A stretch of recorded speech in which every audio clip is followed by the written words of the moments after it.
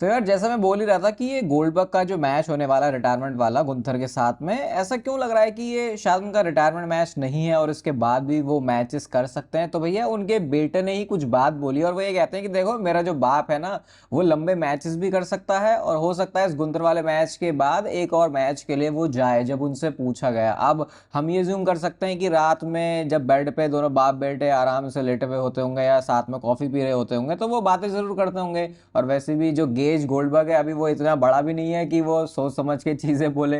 तो क्या यहाँ से वो ये चीज बता रहे हैं कि नहीं नहीं, डब्ल्यू डब्ल्यू बस इस मैच को ऐसे हाइप कर रही है या ऐसे ऐसे बना रही है कि जैसे ये गोल्डबर्ग का मैच है रिटायरमेंट, लेकिन इसके बाद भी उनकी जो फ्यूड है वो गुंथर के साथ चलेगी। तो फिर क्या इसका मतलब ये है, अगेन जैसे मैंने बोला कि क्या वो केओस डब्ल्यू डब्ल्यू मचा सकती है अगर गोल्डबर्ग ने वर्ल्ड हैवीवेट चैंपियनशिप जीत ली? क्योंकि ये मैच तो वैसे भी हो सकता था, लेकिन डब्ल्यू डब्ल्यू ने इस मैच के अंदर टाइटल ऑन द लाइन रखवा दिया, वो भी जे ऊसो को हरा के। तो फिर पता नहीं, देखो कैसे हो सकता है ये। और मजा इसी चीज का है और तभी इस मैच के लिए ऐसे थोड़ा वो भी फील हो रहा है। अब ऐसा नहीं है कि अगर गोल्डबर्ग का रिटायरमेंट मैच हो गया और वो टाइटल नहीं जीते तो कोई डिसअपॉइंटमेंट होगी, लेकिन एक वो वैसा वाला फैक्टर है इसमें कि क्या पता ये भी हो सकता है। तो आप इस चीज को किस तरीके से देखते हो वो बात कमेंट सेक्शन में आप जाहिर कर सकते हो। और वेलकम है आपका वॉइस ऑफ रेसलिंग के वॉइस ओवर वाले एपिसोड में। और यार ये कोडी रोड्स के का जो इंटरव्यू है जिसमें ये what do you want to talk about में आते हैं, यहाँ पे केविन ओवेंस को गेस्ट लेके आया और इससे कितनी कितनी कितनी सारी चीजें बाहर निकल के आ गई।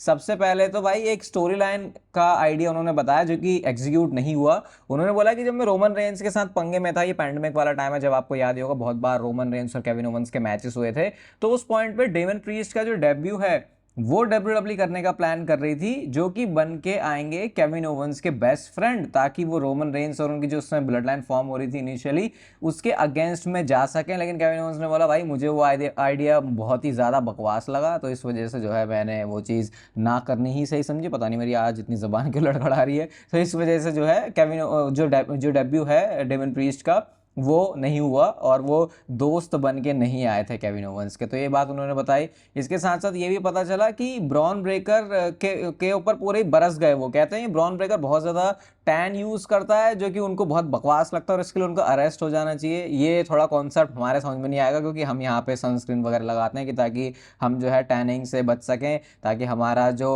ओरिजिनल स्किन टोन है वही रहे। लेकिन वहाँ पे थोड़ा हिसाब किताब अलग है क्योंकि वो थोड़े से पेल होते हैं तो उनको ऐसा थोड़ा अपने उसमें टेक्सचर सा चाहिए होता है। तो जो ब्रॉन ब्रेकर है वो टैन यूज करते हैं। अगर आप उनको एनएक्सटी के टाइम से देखोगे तो आप देखोगे तो थोड़े से वो डार्क लगते हैं उसके कंपैरिजन में, वो इसी वजह से क्योंकि वो टैन का यूज करते हैं। तो केविन ओवेंस ने बोला भैया इतना टैन मत लगाया करो, तुम जब लड़ते भिड़ते हो तो हमारे ऊपर वो सब कुछ लग रहा होता है, वो जब तुम उसको स्प्रे करते हो तो जमीन में पड़ा होता है। मुझे नहीं पता केविन ओवेंस ऐसी बातें सोच के कहाँ से लेके आते हैं कि उनके लिए ये एक मुद्दा है कि ब्रॉन ब्रेकर टैन यूज करते हैं और वो एक प्रॉब्लम वाली बात है। खैर इसी तरीके के हैं हमारे केविन ओवेंस। और एक जो कंट्रोवर्शियल चीज यहां से बनी जिसके लिए मैं बोलूंगा बहुत ही रेयर होता है कि रायबैक को प्रेस किया जाए सोशल मीडिया पे, वैसा कुछ हुआ है। तो यहाँ पे ना केविन ओवेंस इस बात को ही डिस्कस कर रहे थे कि कैसे डब्ल्यूडब्ल्यूई से जाने के बाद जो लोग हैं ना वो अपने रेट को ज्यादा ही बढ़ा के रख देते हैं अगर उनको दूसरी प्रमोशन के अंदर या फिर बुकिंग्स के अंदर जाना हो। अब क्योंकि रायबैक नाम जैसे उन्होंने बोला तो उसको सेंसर कर दिया था, लेकिन पता चल गया था कि वो रायबैक का नेम लिया। तो उसके बाद रायबैक ने एक पूरा लंबा चौड़ा ट्वीट किया है जो कि आप इस समय अपनी स्क्रीन पे देख सकते हो। और ये आपको पूरा पढ़ने की जरूरत नहीं, मैं बता देता हूँ क्या हुआ। वो बेसिकली ये बोल रहे हैं कि केविन ओवेंस और कोडी रोड्स वो बंदे हैं जिनके साथ मैंने हमेशा ही जो टाइम है वो एंजॉय किया, पसंद किया है। और उस चीज को बताते हुए कि भाई क्यों वो जो रेट है वो ज्यादा था या तुम्हें जो भी लग रहा है वो मेरा मैनेजर डिसाइड करता था, और जो भी हमने पैसे कमाए वो मैंने अपने फुल एफर्ट लगाया, हर किसी ने उस चीज को एंजॉय किया। और फिर उसके बाद अपनी पोस्ट लाइफ के बारे में भी बताते हैं कि कैसे उनकी स्टेम सेल वाली जो पूरी थेरेपी है, जो सेशंस है वो हुए हैं, जिसकी वजह से उनको तो ये तक बोल दिया गया था कि उनको रेसलिंग भी नहीं अब वो कभी कर सकते, बेसिकली रिटायर ही होना पड़ेगा, फोर्सफुली उनको रिटायर होना पड़ेगा। लेकिन फिर उन्होंने घर पे अपनी जो डॉग है उसके साथ समय बिताया, वो 10 साल की हो जाएगी। तो वो यहाँ पे काफी ना एक क्लासी सा और बोल सकते हो कि एक मेच्योर बंदा जैसा रिप्लाई करेगा वैसा कुछ रायबैक ने लिखा और इसके लिए उनको प्रेज भी किया। और सोचो ये एक तरीके से अगेंस्ट में था, अगेंस्ट तो नहीं बोलोगे लेकिन जवाब ही था केविन ओवेंस और कोडी रोड्स को, जो कि वैसे काफी ज्यादा सोशल मीडिया पर अगर आप देखो तो इनकी अच्छी काफी फॉलोइंग है, लोग इनको काफी अच्छा मानते हैं। तो उसके बावजूद भी लोगों ने इस चीज को काफी पसंद किया जो रायबैक का रिप्लाई आया, क्योंकि वैसे रायबैक इस तरीके का बंदा है नहीं, वो काफी अलग अलग बातें बोलता रहता है। सवाल तो आपका ये होगा रायबैक का नाम सुन के कि क्या वो डब्ल्यूडब्ल्यू के अंदर आ सकते हैं, तो भाई देखो अब उसके चांसेस कोई लगते नहीं है, क्योंकि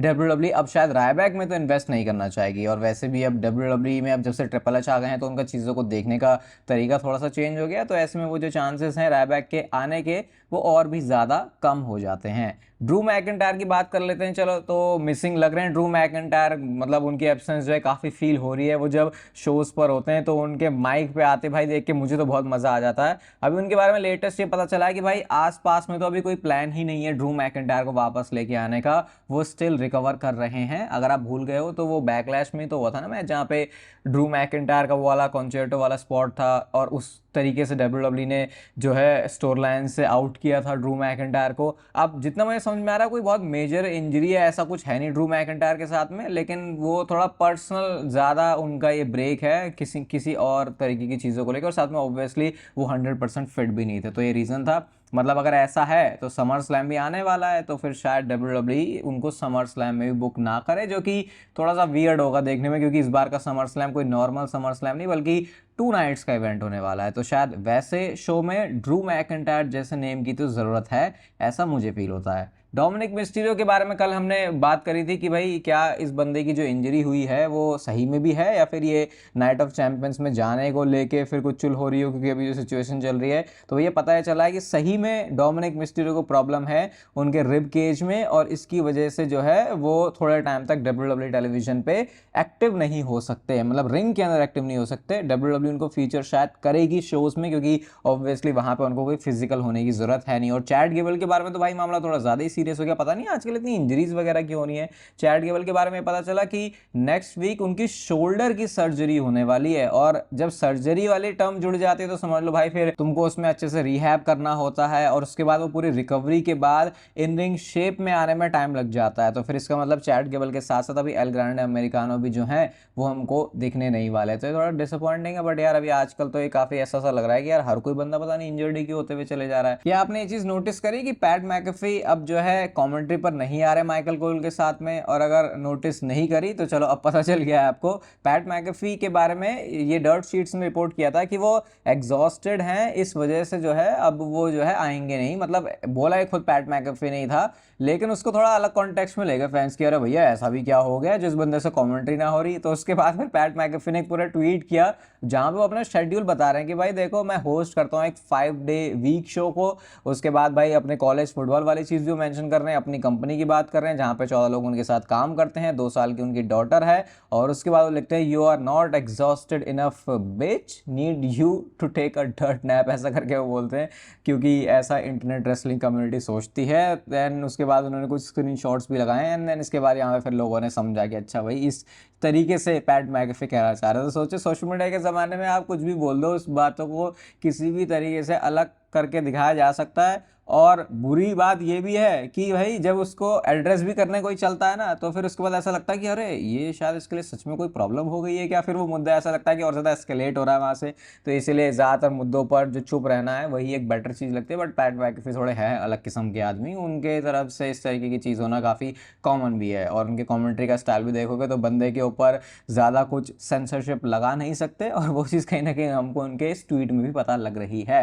अब बात करते हैं रोमन रेंज के बारे में। तो हाँ भैया क्या कह रहे थे कि हर वीडियो में रोमन रेंज का नाम आता है, लो भाई पता नहीं कितने दिन हो गए होंगे कि हमने बात ही नहीं करी इस बारे में। और भाई ऐसा नहीं है कि मैं वीडियो में रोमन रेंज के बारे में बात करता हूँ, क्योंकि ठीक है वीडियो में कुछ ना कुछ रोमन रेंज का होना चाहिए। जब मुझे सच में लगता है दिल से कि हाँ भाई यहाँ पे बोलने के लिए कुछ है, तब मैं उस चीज़ को डिस्कस करता हूँ, नो मैटर रोमन रेंज उस समय एक्टिव है या फिर नहीं। और भाई वैसे भी तुम लोग तो यार डेली ही देखने वाले हो ना, तो अभी इसमें ऐसा क्या है कि आज नहीं करी तो कल कर लेंगे, तो यार मेरा थोड़ा उसको देखने का नजरिया अलग है। बट अभी क्या है रोमन रेंज के बारे में, तो भाई अब ये थोड़ा सा आपको एकदम से खुशी सा दे देगा, क्योंकि 40 दिनों के अंदर अंदर रोमन रेंस वापस आने वाले हैं डब्ल्यूडब्ल्यू की स्टोरी लाइन में। और 40 दिनों के अंदर अंदर क्यों? क्योंकि उस टाइम के अंदर पड़ जाता है डब्ल्यूडब्ल्यू का summer slam premium live event. अब देखो एक बहुत ही सिंपल सा इसके पीछे ना एक एक्सप्लेनेशन है कि ये रोमन रेंस की एब्सेंस क्या सेंस बना रही है और क्यों सेंस बना रही है। वो सिंपल सी बात यह है कि डब्ल्यूडब्ल्यू टाइम देना चाहती है सेथ रॉलिंस की फैक्शन को, जिसका नाम ओरेकल ये सब होने वाला है या है भी या नहीं वो नहीं पता,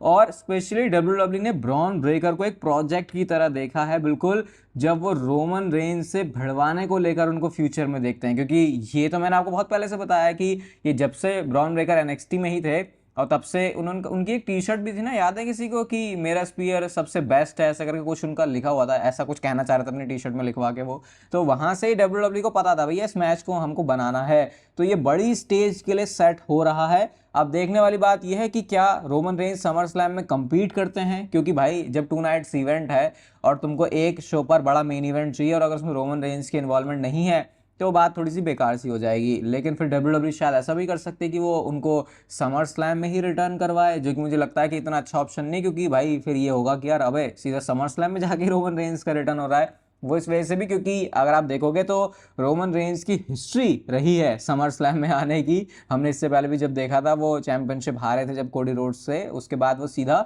समर स्लैम में ही आए थे। और इस बार हालांकि वो मंडे नाइट रॉ में आ चुके हैं आफ्टर रेसलमेनिया, लेकिन आप उसको ऐसे ही देख सकते हो भैया, वो इतना ही लंबा ब्रेक हो गया कि वो ऐसा ही फील हो रहा है कि वो डायरेक्ट समर स्लैम में ही आएंगे। तो बट देखते हैं मैच है या फिर उनकी कोई इन्वॉल्वमेंट है, क्योंकि दोनों तरीके से सेंस तो बन सकता है। बट मैं प्रेफर करूंगा कि एक रेसलिंग मैच में रोमन रेंज कंपीट करें, ताकि भाई ये सेथ रॉलिंस की फैक्शन वाली स्टोरी थोड़ी पेस तो पकड़े। क्या हम उस चीज के बहुत ज्यादा नजदीक हैं जिसके सपने हम पिछले काफी टाइम से संजो रहे हैं? और मैं बात कर रहा हूँ रैंडी ओटन के हील टर्न की। सर्वाइवर सीरीज 2023 में आए थे रैंडी ओटन और ऑलमोस्ट 2 साल होने वाले हैं। कुछ बहुत खास स्पेशल हमने रैंडी ओटन के साथ देखा नहीं है। आप जॉन सीना के साथ फ्यूड की बात कर सकते हो, बट आई थिंक वो जिस हिसाब से मैंने इमेजिन करी थी कि जब जॉन सीना और रैंडी ओटन लड़ेंगे 2025 में, वैसा तो नहीं गया। एक्सेप्ट वो सिर्फ उनका मैच, उसको मैं प्रेस कर सकता हूँ, उसको मैं याद रख सकता हूँ। बट हील टर्न शायद यहाँ पे बन रहा है क्योंकि अभी कोडी रोड्स और रैंडी ओटन का मैच है, और चांसेस ज्यादा ये है कि जिस तरीके से रिसेंट टाइम में कोडी रोड्स की बुकिंग हुई है शायद वही प्रोग्रेस करेंगे और उसके बाद फिर वो अनडिस्प्यूटेड चैंपियनशिप को निशाना बना सकते हैं।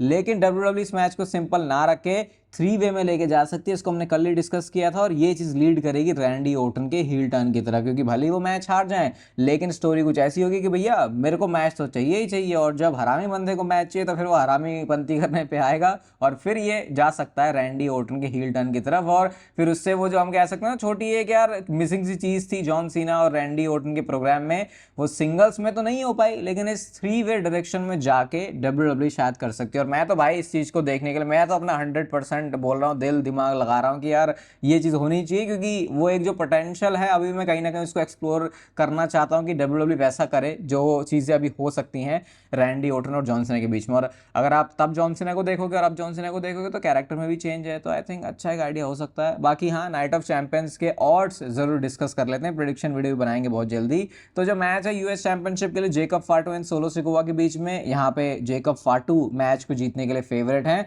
बट अंतर कोई बहुत बहुत ज्यादा भी नहीं है। फिर जो दूसरा मैच है सैमी ज़ेन और ये कैरन क्रॉस का, उसमें जो फेवरेट है मैच जीतने के लिए वो सैमी ज़ेन है। रिया रिप्ली और रकेल रोड्रिगेज के मैच में रिया रिप्ली का चांस है। किंग ऑफ द रिंग का जो फाइनल मैच होने वाला है जेड कारगिल और आस्का के बीच में, उसमें जेड कारगिल फेवरेट हैं। फिर उसके बाद कोडी रोड्स और रैंडी ओटन का जो मैच है, जैसा भी हमने थोड़ी देर पहले ही बोला, यहाँ पे मैच को जीतने के लिए फेवरेट हैं कोडी रोड्स। और जो शो पर शायद सबसे बड़ा मैच है अनडिस्प्यूटेड चैंपियनशिप के लिए, John Cena versus CM Punk, यहाँ पे ऑड्स का अंतर इतना ज़्यादा है, इतना ज़्यादा है जितना फ़र्क होता है धरती और आसमान में। जॉन सीना इस मैच को जीतने के लिए क्लियर फेवरेट हैं, बट मैं एक्सपेक्ट कर रहा हूं कि शायद यहाँ पे कुछ ट्विस्ट एंड टर्न्स भी हो सकते हैं, उसको हम प्रेडिक्शन वीडियो में अच्छे से डिस्कस करेंगे। बाकी इस वीडियो को यहाँ तक देखने के लिए आपका बहुत बहुत शुक्रिया। इस वीडियो को कर दो लाइक, चैनल को कर दो सब्सक्राइब ऐसे और डब्ल्यूडब्ल्यू से रिलेटेड कंटेंट के लिए। बाकी तब तक फिर लेते रहो जिंदगी के मजे।